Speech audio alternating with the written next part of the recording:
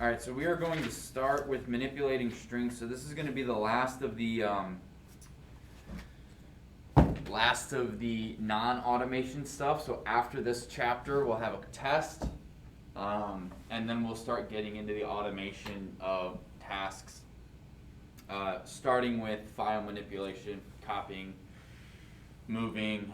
We will get a little deeper into how computers work and how things are stored. So it's not going to be just straight up coding. You will have to learn just how computers.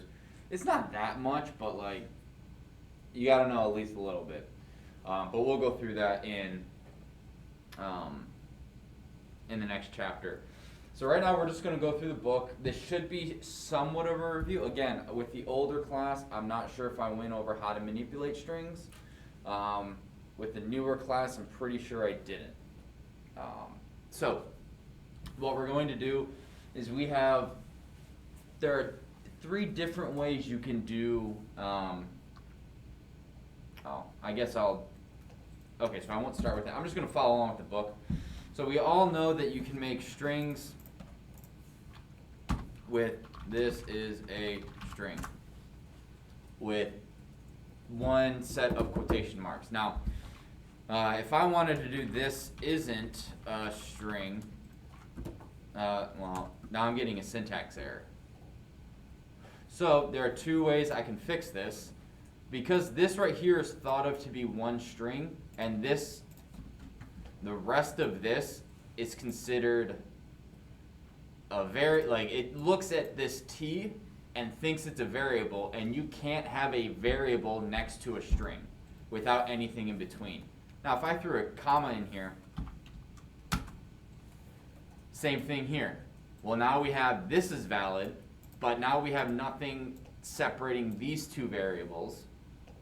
So this would either have to then be another comma, which if we do that again, our invalid syntax keeps going further along, and then we get to the end of line, meaning we've started a string, and by the time the computer got to the end of that line that the string was created on, we don't end the string. So if we were to then end the string, well, we can't do that. So let's say we didn't have that. Now we get into now these variables aren't defined. So I say all that. I can do this is a string.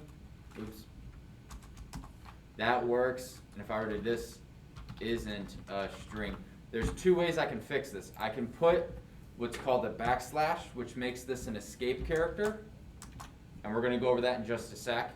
And now what that does is, because there is a single quotation here, it can't display it with a single quotation here, so it changes it to double quotation marks. And now we see that the computer reads this right here, this little backslash apostrophe, as just an apostrophe. We could also do, oops.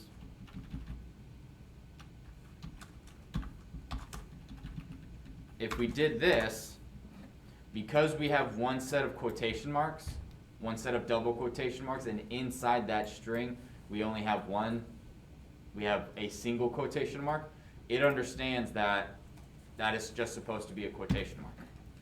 If I put another quotation mark,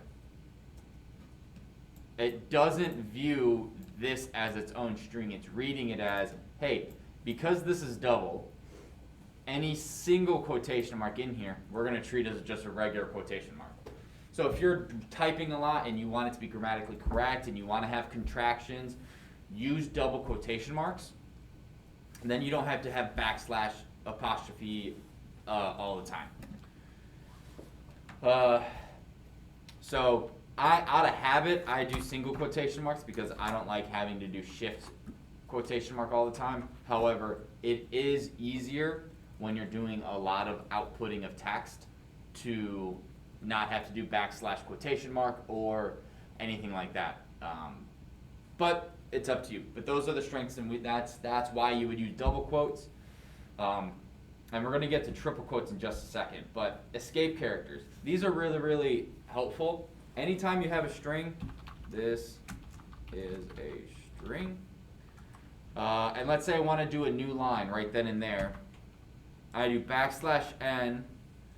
This is on a new line.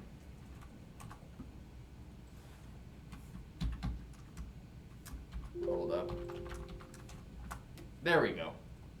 So in the shell, not so great. But when you display it, because again, a lot of the times, almost all of the times when you're displaying information to the user, you're going to be writing it in the console up here. You're not going to just be messing around in the shell. The reason I do it in the shell is because it boom, boom.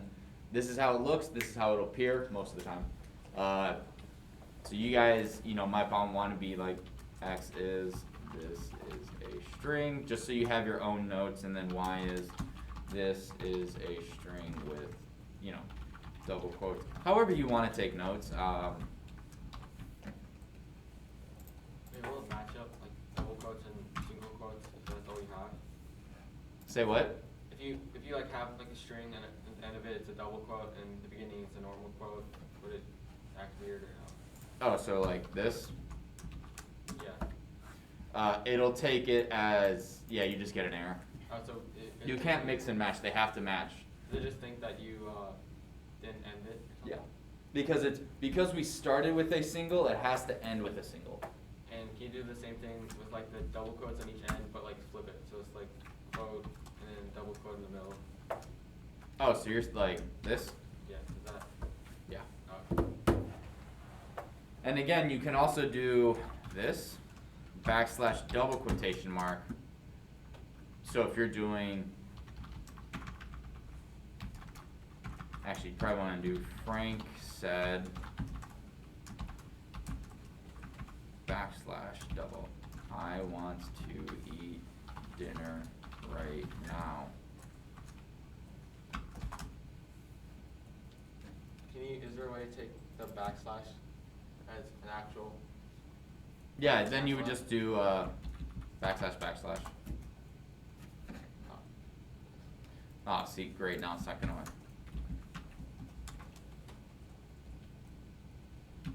Okay, maybe I shouldn't do this in the shell. It's screwing with stuff because stuff gets displayed slightly differently in the shell, as you all know. Actually, maybe you don't know. So this is, man.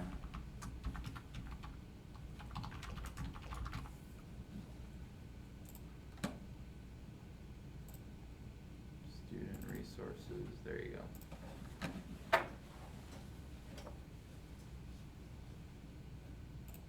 Well, that's weird. I must have updated that or something. Because normally, normally you'd get an error saying \W is not a code. You'd get a Unicode, I think it's Unicode error, saying that \W doesn't mean anything. It's not a special escape character, so you can't use it. However, if you had double quotation marks, then you'd be okay. So I'm not, So I'm not 100% sure. That must have been an update or something that I didn't know about. Okay, then there's also print tab, which is really the only other one that you're really going to use. So Zach, /T is /C. Awesome.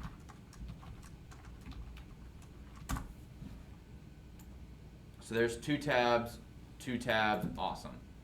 This is really nice if you're layering information. So if you want to present information to the user in a very neat way, or if you're writing or you're outwriting to a different file, you can have tabs and you can have like a table of contents or something.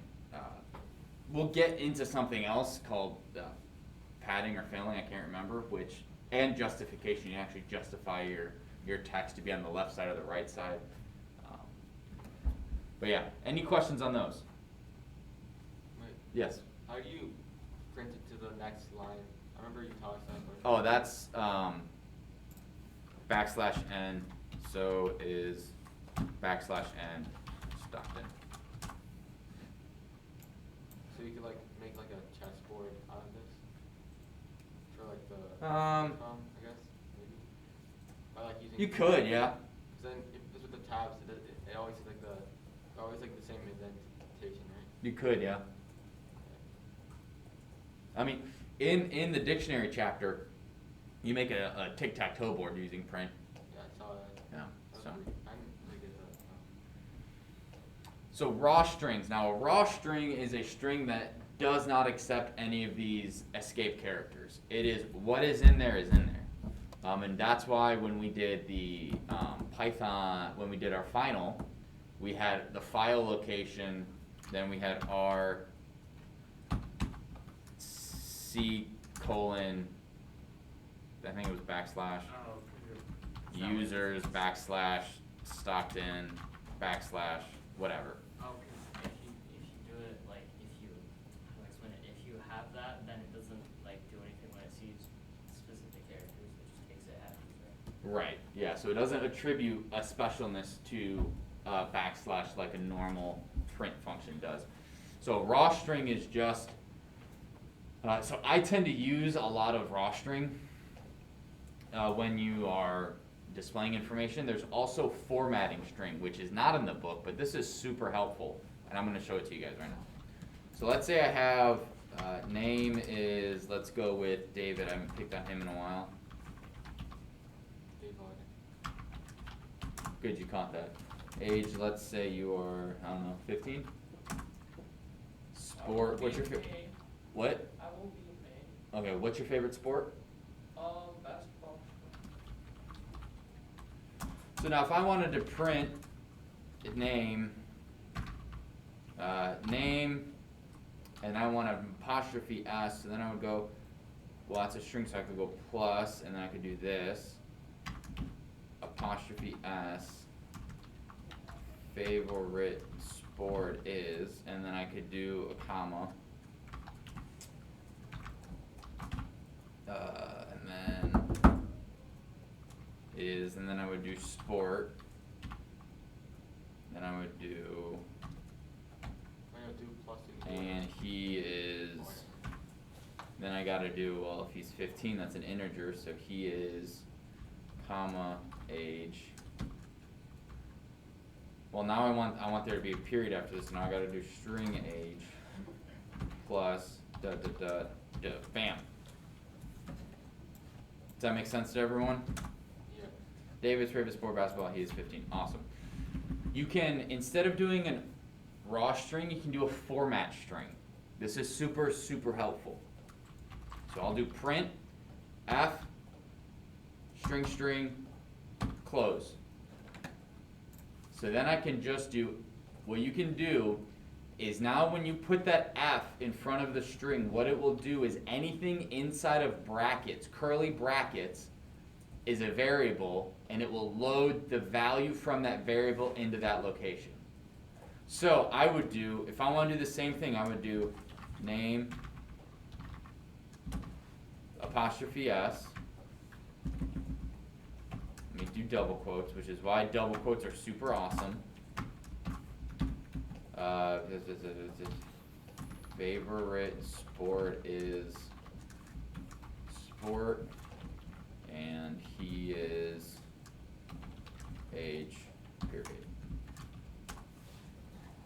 It's the same thing, except I don't have to deal with these pluses. Oh, I have to make sure this is a string before I can use a plus. So it really is and makes it a lot easier to, this is actually my favorite way to do this. There's also another way you can print, and I haven't used this in a while, so forgive me. I think if you just do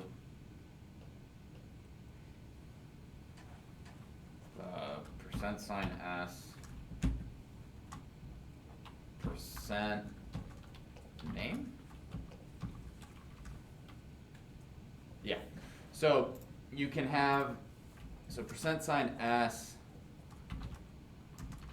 favorite sport is %S, and he is %S, and then I do %name, sport, age. I think that's, yeah, so that works. Oh, but now I gotta add a period over here, so. Okay, so those are 3 ways to do the exact same thing. My favorite is this middle one.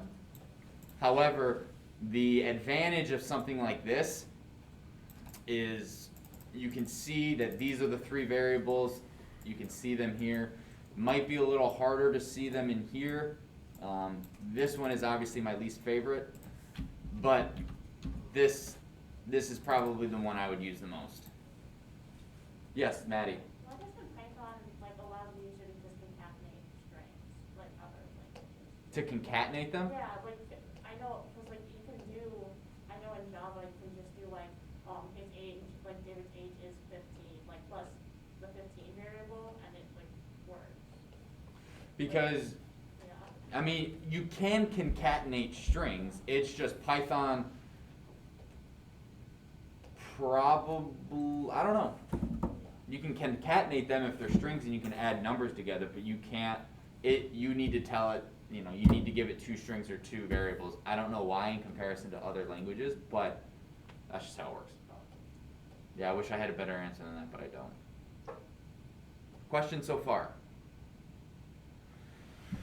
Okay, so now let's say, so I actually used to have to do this in college, so I'm going to take, okay, let me just, do I have a recent file? Dictionaries in class, here we go. So in college, I had to print my code as well as run it. So I'd write my code, and then I would copy and paste it, and I would put print, triple quotation marks, and then triple quotation marks. So it would print exactly how I formatted my code, spacing, indents, all of that, and it would print it. And the reason I had to do that was so that the teacher, the TA, or whomever it was, could actually like read what I wrote. 1, 2, 3, print, 1, 2, 3. Oops. Oh great, now I have how do I have an invalid syntax? Oh. Ugh.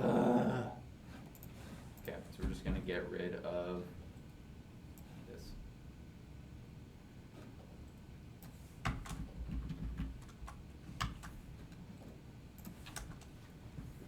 So what would you use this for? Well, if you wanted to print an exact copy of a text menu, you would do print 1, 2, 3, and then I would go, okay, 1, add, 2, delete, 3, display, 4, exit. Please use one of the options for the selection or whatever. And now every time I print that, it's going to look exactly like I typed it up here. So that's really useful for creating a text menu for a user. Instead of having print this line and then print that line and then print this line and then print that line, or having print Students, backslash there is a n Kingdom community meeting today in room backslash 1010, n. which is It makes it a lot over in easier downstairs. if it's a Once again, menu Kingdom type thing. community meeting So during that- lunch today. All are welcome. Really dislike that as soon as the bell rings, there's announcements. Because I'm supposed to teach to the bell. You can come in, dude. And I can't if immediately there's announcements, but I understand the need for announcements. Right at the moment. Alright, so yeah, we're good. We're going to continue with list slicing, indexing and slicing strings on Monday or on Friday. And we're going to continue with manipulating strings. We should be done hopefully by the end of the week. I know this is kind of a fast chapter, but that's how this goes. If you have any questions, let me know, and have a great day. Let me stop the recording real quick, David.